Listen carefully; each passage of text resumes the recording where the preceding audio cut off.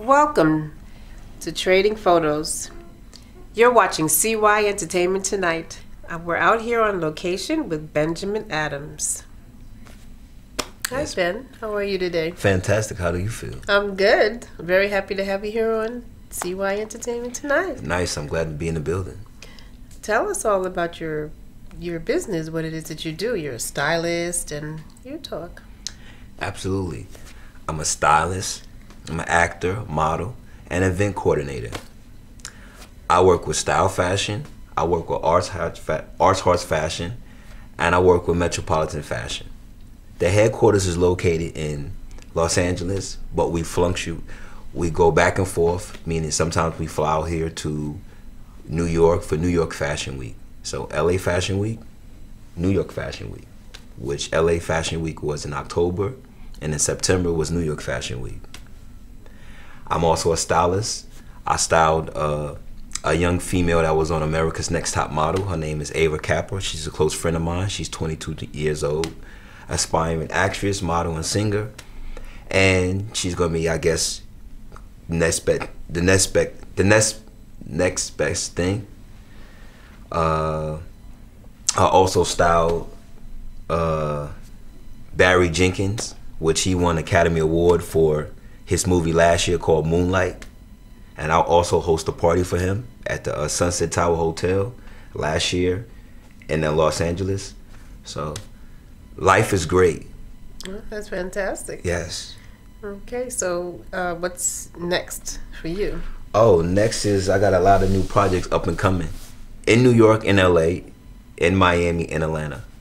Oh, Yes. you're going to be busy.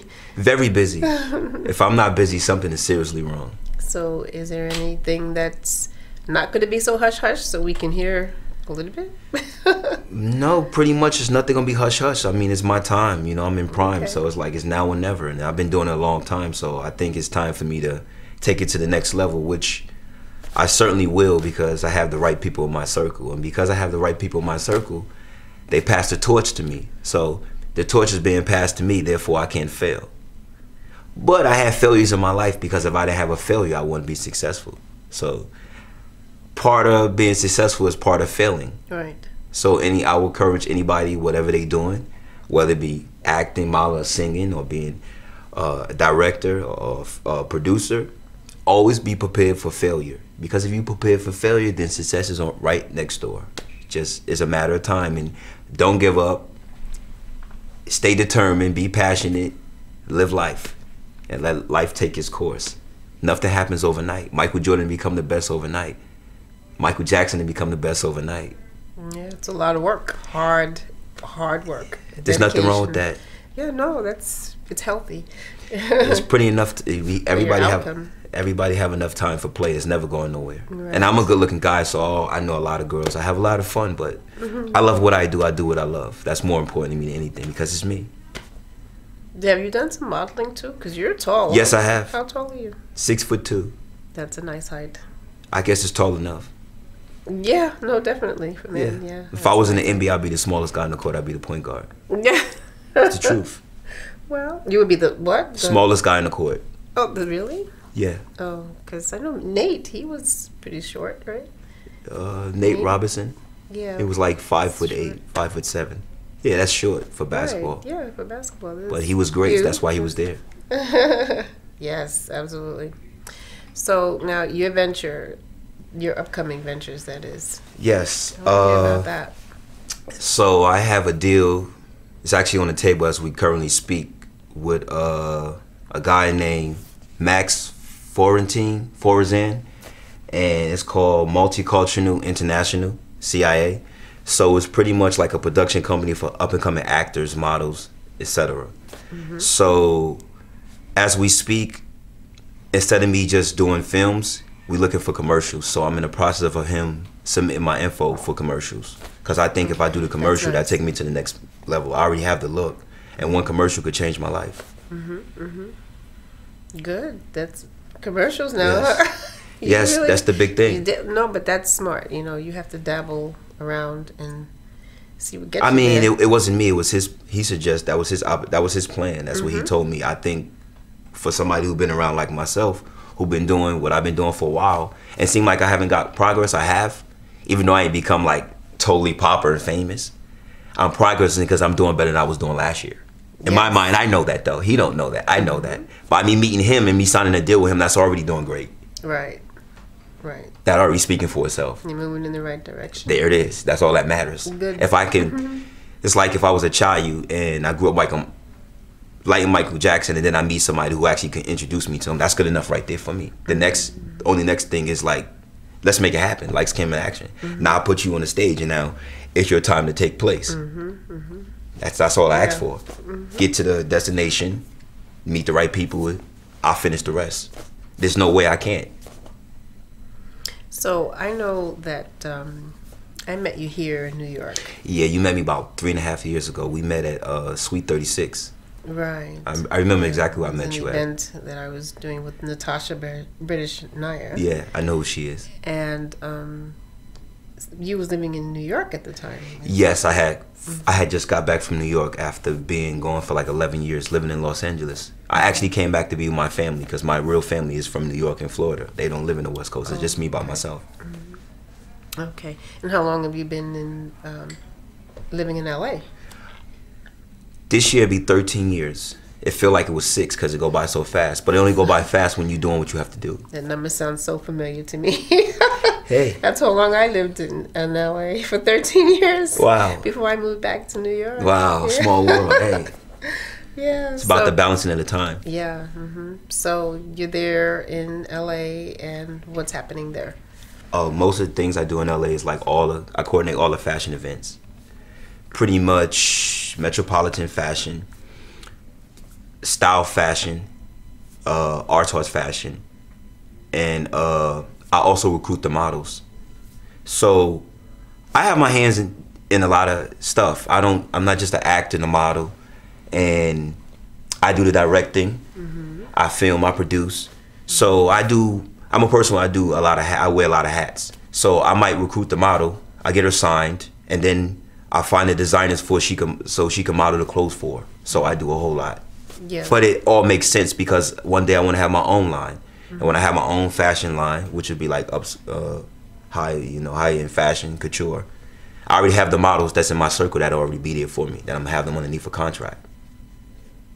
All I have to do is get my investors. It's already mapped out. It's already planned. It's just I'm just waiting on the right time to release it. That's all. So one day you want to be a designer. Fashion designer. Yeah. Oh, okay. I work with a lot of designers. I work with mostly international designers because they have more outlook on life than typical Americanized designers, I think. Especially that I speak like 5 different languages, so that's just a plus. You know, Spanish, Russian, Japanese, Arabic, and then English is like, okay, it's English. You speak them all fluent? I speak 3 of them fluently, and the other ones, if I go to the other country, I will fit in because I could strike a conversation long enough to survive in that country. That's what I mean. That's good enough. Yeah, no, that's if I can get a conversation in Dubai or Spain, that's good enough because the conversation will lead to more. They know if you know enough for a conversation, you could have enough to work here, etc., etc. It just makes sense. It matches. Yeah. So what languages do you speak frequently? Spanish. Fluently. Yo hablo español in Spanish. Yeah. Spanish, that was my first language because I'm Dominican and black. My mother's Dominican. She was born in Santo Domingo. She's still living too. So Spanish, English, and what's the third language you speak fluently? Japanese. Oh, ni hao mai? Is that how you say that? Kawaii. You said it right. Okay. Yeah, you said it right. Let me hear you say something. Ask me something. Kawaii agaro. Oh, okay. How are you? Does that mean? Oh, okay. Yeah, how are you doing? And what about sawadika? What is that? Oh. Also Japanese. Yeah. I see you've been around, huh? A little something. Well, I told you if it's enough to strike a conversation, is enough to get you by. That's what it's all about. Are you gonna ask me about my? Say hello. Are you gonna ask me about my inspirations? Oh, please. Bring it. I love it because that's what I'm waiting on. Yes. I have a lot of inspirations because I get a lot from everybody. I don't have one particular person or 2 particular people. I would go with I'm old school, so I go with something that's me because I'm into philosophy. So I would go Aristotle. That's one person. Okay. I would go Isaac Newton. I would go with most likely none of them are entertainers. They were philosophers. Philosophers, and they was like I was very inspired by them because they like changed the world. That's how I think. I don't just do something just to be like the next famous spectacular fashion designer or stylist. That's like anybody can do that. But when you can do something like you've been dead 100 years and like they have monuments of you, that's like God-like to me. Like you can't get no bigger than that. Like in far as music, you can't get no bigger than Michael Jackson. Basketball, you can't get no bigger than Michael Jordan or Kareem Abdul-Jabbar or the Big Dipper. Kareem Abdul-Jabbar, the Big Dipper is Will Chamberlain. He scored 100 points in the game. You can't be more famous in rap than Kanye West. You can't be more rich than, I don't know, maybe it might happen. You can't be the richest rapper like Jay-Z. At least that's how I think in my mind. So if I know I can't do that, at least I can be somebody that's spectacular. And spectacular means someone that would be never forgotten, and someone that would be like one of a kind. Like you would never find that again. Like we'll never get a Michael Jackson again. We can get another Jay-Z probably. Even maybe Kanye West. I don't know right now, but I don't think so. But we will never get a Michael Jackson again. We will never get who else I could say? Malcolm X again. We'll never get a Martin Luther King. Those people, they were just here. They was like from God. To me, that's how I take it. Isaac Newton, you'll never get Isaac Newton again. You will never get Aristotle, who was like the first guy who was the person that, questioned the government, which is the Greeks created the government system. That's where it come from me doing my research. And he was like the first person or human to question like, why should I do that? What makes you special? What makes you to have this authority or power over people, and us people, we can't say nothing. That's why I like the philosophy, because it just makes sense to me. I'm not a person just to go with the program what everybody else say. I'm like, nah, if that don't sound right to me the first time, the billionth time, it's not gonna sound right to me. Even if it's in the Bible, it has to make sense to me the first time. And then everything else will just go according to place. Okay, so they're your inspiration. Yes, they are. Okay, that's good, because they're top of the line, in their fields, and Right. and they are the best people to be inspired by. But then there's other people as well who are not doing as well, Right. but who have a lot of ambition, and Yeah. So. and they do things that inspire me. Oh. Even Sweet. Yeah, because you sit there and you watch people, and you say to yourself, wow, that's pretty good. I like what you're doing. And Right. and you see that person's on a fast track to somewhere, because what they're doing is, they really put a lot of time into it, and and their goal is, to make this happen, and that inspires me. So when I see things like that, I'm like, ooh, I need to tweak what I'm doing, or I need to maybe, rush this along a little bit, Right. or focus on this a little bit more, something like that, But yeah, it's not just the people who have already made it, who are at the top already, but there's also people who are climbing to the top that inspire me as well. Great. Yeah. That's absolutely wonderful. If somebody asks me what inspires me or what embraces me to go keep moving forward in life, I just love living life. I get high off life. I just feel like I'm put on this planet for a reason, and my little short time I'll be on this planet, I'm gonna make the best of it. Like no one is gonna do what I'm doing. Right. At least I think that in my mind, that's good enough. If I could believe it, or my mother said, if you could believe it, you could achieve it. I'm beyond that. That's like what I learned when I was a child, like in the 80s or early 90s. So now I'm past, like, I can see it, I could touch it, it's mine. That's how I look at it. Right. That's my my connection to what my mother's saying, but in my own words. And I'm the oldest of 6 kids, so I didn't have a childhood. When I was a child, I was raising kids myself with my mother. That's probably why I don't have any children to this day. Everything to me in my life matters to me. I don't believe in just doing it just to do it, because again, I'll just be like another person doing it. Okay, then if someone asks me, so what made you become a stylist? Well, I like fashion. Okay, well, you like fashion, so that's still not a real logical reason of why you a stylist. I say, oh, because I like certain fashion trends that most people wouldn't wear or wouldn't do. At least most black guys wouldn't try to wear that because they feel like, they feel uncomfortable or they feel they don't got the right body type. Well, I feel that's where my imagination and that's where my mind is at, or should I say my I can't come up with the word right now. Perception?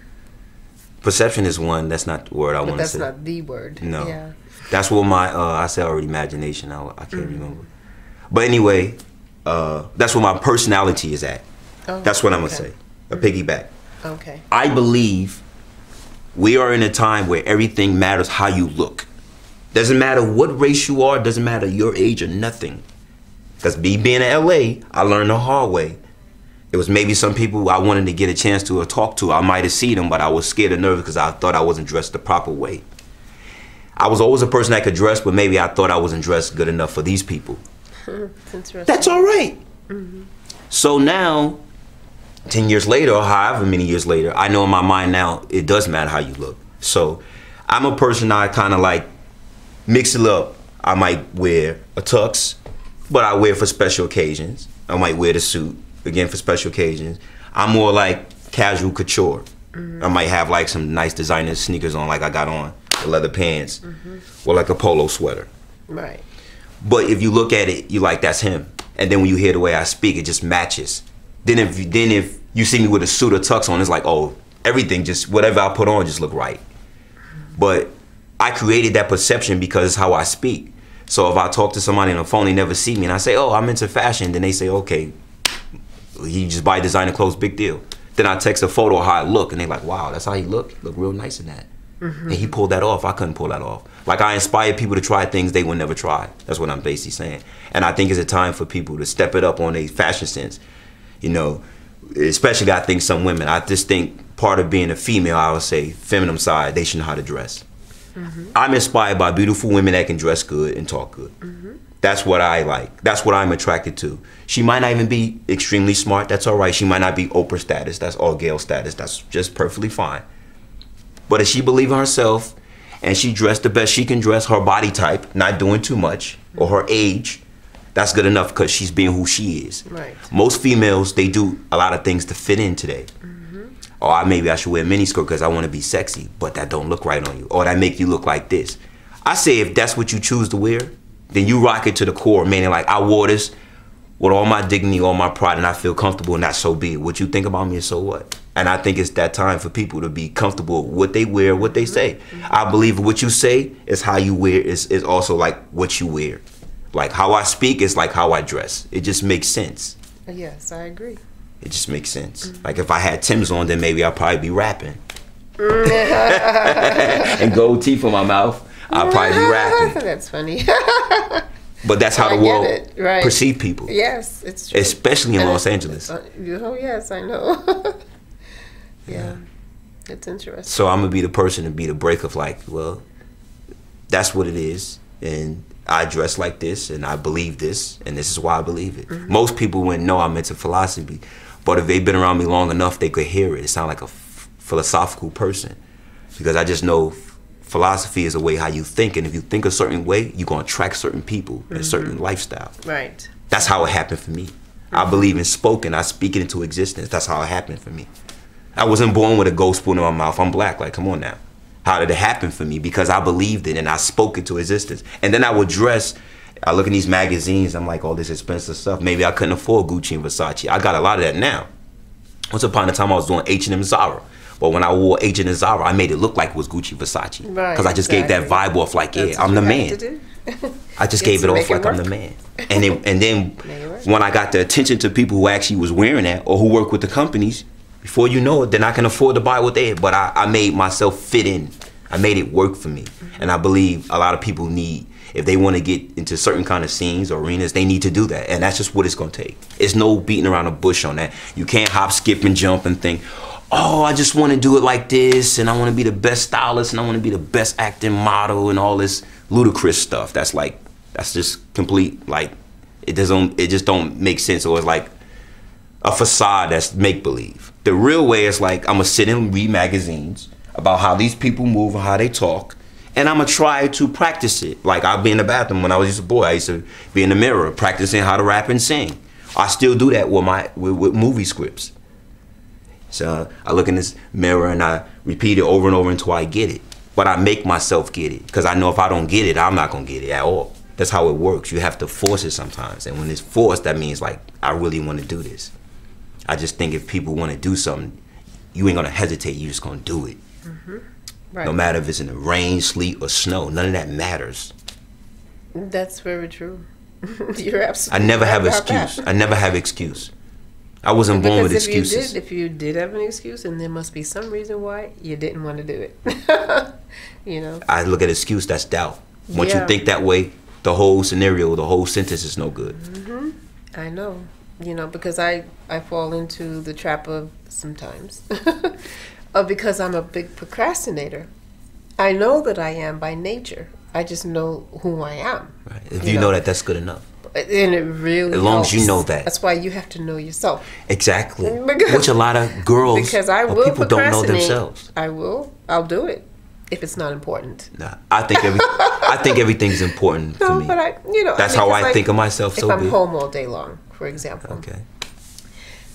Okay, I know that there's always something that can be cleaned up or something that needed to be done. You know what I mean? I'll lay in the bed. I'll be like, oh, I don't have nothing to do. I'm good, you know. And I'll procrastinate. It's like 3 in the afternoon. I'm like, okay. Still didn't do anything. But I'm like, okay, wait a minute. It's going on 4 o'clock now. I still haven't picked up a broom. I still haven't picked up a broom or mop or did anything. Like, what's going on? See what I'm saying?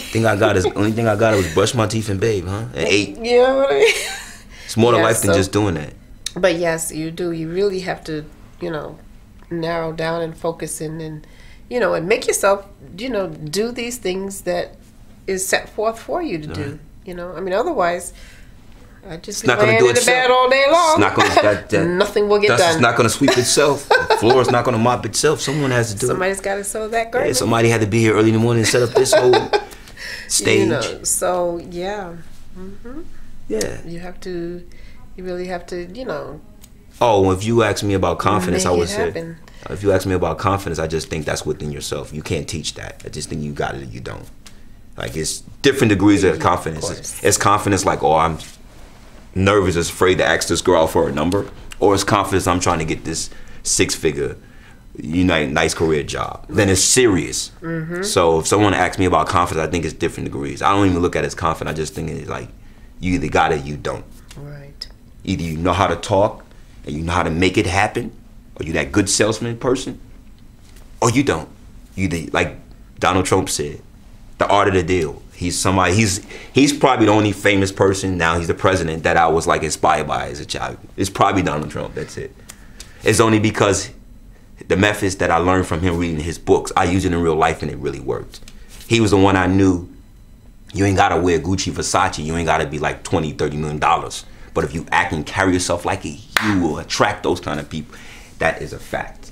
That is true. And when you see the people, just play your part, just be you. Right. And they'll love it. And actually, when they find out you actually pull it off, they like you even more. Like, wow, you did it. I like this. I like this young man. I like this young lady. I need to step right in my office and we can sit down and we could talk about something. That's what I did. It happens a lot. It really does. Well, I mean, to me it does. It happens a lot. So yes, you're right. But you have to have, have something to put on the table. Yeah. Well, of course. Yeah, of course. Of course. So what is your next move? What is it that you plan to do in the very near future? Wow. It's orchestrating my own fashion line, lingerie. And we're going to start in LA first. You said lingerie? Lingerie, yeah. Oh, okay. Yeah, but it's like... So are you going to make for women, but also you're going to make some for men? No, just for women. Just for women. Oh, okay. Yeah. The clothing me coming out with a fashion line period is like for women. Okay. Women that feel comfortable and sexy about themselves. It is what it is. Well, there's a market out there for it. Yeah. So I would think... So what do you want to name it? Do you have an idea in your head? Not really. I don't have a name because I have a few names and they all sound good to me. according to my mind, because I believe in perfection. Whether it exists or it don't, at least that's what my mind tells me, is always striving for better. You could be better than this. So how can people find you? Easy. Facebook, Benjamin Adams, Benjamen, last name Adams, Adams, like the Adams family. Or you go on my Instagram page, which is Adams, my last name, to my first name, Adams, Adams, my last name, well, first name, Benjamin, Benjamen. That's my Instagram page. And then my number is 323-839-2185. My email is Diomedes, Diometes, 69@gmail.com. See how I got Diomedes in my email? That's a philosophical name. Diomedes, the real way how you spell it is Diomdes. I spell it Tes. Oh, okay. But I put the T in there because the T represents to me a test. And then I have 69. I remember one girl said, "You got 69 for email. What that means, the 69 position?" I was like, no, it does not mean that. 6 and the 9 is like, those are like numbers. I know everything means numbers to me. That's why I have that. Again, I did, even in my email, I did something that it means something to me. That's why I said I believe in everything, you know, cause and effect is a reason why this, is a reason why that. Okay. Yeah. Very good. Is there anything else you want to say before we end? No matter what age a person is, if they believe they got it, it's never too late. But I would say the ultimate secret is recognizing opportunities when it presents itself. That's what a lot of people don't recognize. But when you do research, you'll recognize opportunity as soon as it hits you. Whether that person you wind up doing business with or talking to know your intentions, you know why you're talking to that person. That's what I learned. I got that from Donald Trump too. That's part of the art of the deal. Well, I agree 100%. I mean, if you don't know what you're talking about, then don't say anything. It's better. You look better if you don't say anything at all. Right. You know. So yes, I agree. 100%. I believe if somebody wanna be spectacular in whatever it is, look at every situation as an opportunity. That's what I would have to say. Every situation, whether it makes sense to you or not, something around is opportunity. Meaning, someone knows someone to, oh, I got this information now. I didn't have that before, and I was around all these people. I thought I had that information. They didn't have that.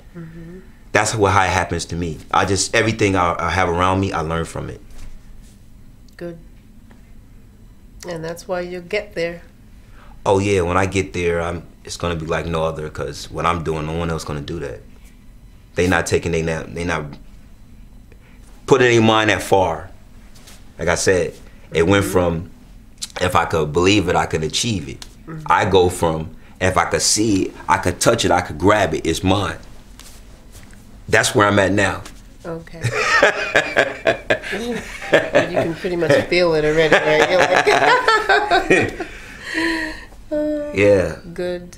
Just press the button. Yep.